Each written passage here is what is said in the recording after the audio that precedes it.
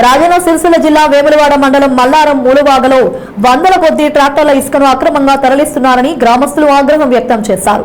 ఇసుక తరలింపుతో భూగర్భ జలాలు అడుగంటుతున్నాయని, దీంతో పంట పొలాలకు నీరందక ఎండిపోయి రైతులు తీవ్రంగా నష్టపోతున్నారని వాపోయారు. ఎన్నిసార్లు చెప్పినా ట్రాక్టర్ల యజమానులు తమ వైఖరిని మార్చుకోవడం లేదంటూ, అందుకని ట్రాక్టర్లను గ్రామంలోకి అనుమతించబోమంటూ రోడ్లపై చెట్లు, ముళ్ల కంపలు వేసి రైతులు ఆందోళనకు దిగారు.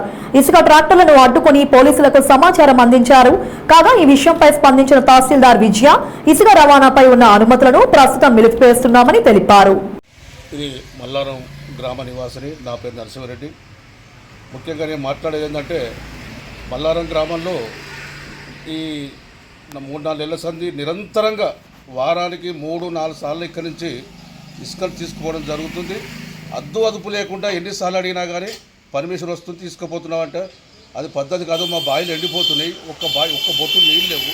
మీరు ఇసుక తీసుకపోతే మా గతి ఏందన్నా కానీ అదుపు లేకుండా చెప్పిన వినకుండా వాళ్ళు పర్మిషన్ తోటి ఇసుక తీసుకోవడం జరిగింది. కానీ నిన్నటి రోజున మహిళా సంఘాలు, మహిళా మనులు, ఆడవాళ్ళు, మగవాళ్ళు అందరూ ఇసుకను అడ్డుకోవడం జరిగింది.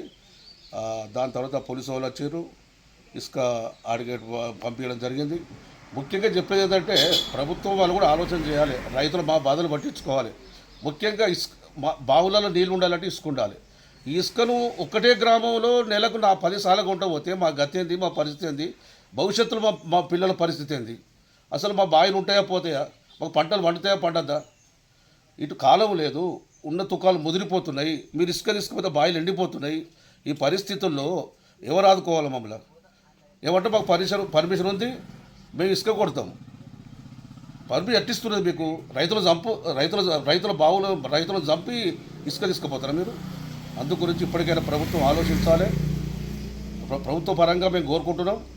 సరే, ఏ గ్రామంలో మీరు అవసరం ఇసుక ఇవ్వండి, కానీ ఒక్కటే ఊర్లో అదుపు లేకుండా తీసుకపోతే మేము రోడ్డు పట్టి ఏ యాక్సిడెంట్ అయితే భయపడుతున్నాం. పిల్లలు రోడ్ల పట్టి పోతున్నారు, వాళ్ళు అదుపు లేకుండా ఉరుకుతామని పట్ల పట్టి విచ్చలవిడిగా అదో భయం ఉంది పరిస్థితి. దాడితే ఎక్కడ గుర్తున్న భయం. ఈ రోజు తప్పి రోజు ఇసుక పెడతాం, మాకు గతి ఏంది? అందు గురించి ప్రభుత్వం అని ఎవరైనా రాజకీయ నాయకులు, మేధావులు ఆలోచించండి. ఇసుకను కూడా ఒక పద్ధతి ప్రకారం అమ్ముకోండి, ఇవ్వండి, నేను అద్దంటలేను. కానీ ఒక్కటే ఊళ్ళో ఇంత విధంగా తీసుకోకపోతే నేను అంతా తిరగబడ్డారు. అందు గురించి ఇప్పటికైనా ఆలోచించి పనిచేయండి. లేకపోతే ఇంకా ఇదే పరిస్థితి కొనసాగితే మొత్తం రైతులు ఇసుక ట్రాక్టర్ అడ్డం పడుకుంటారు. అందుకే నేను ఎంఆర్ఓ గారికి అందరూ ఎవరికి చెప్తున్నా, పర్మిషన్ ఇవ్వకండి, మా ఊరిని కాపాడండి.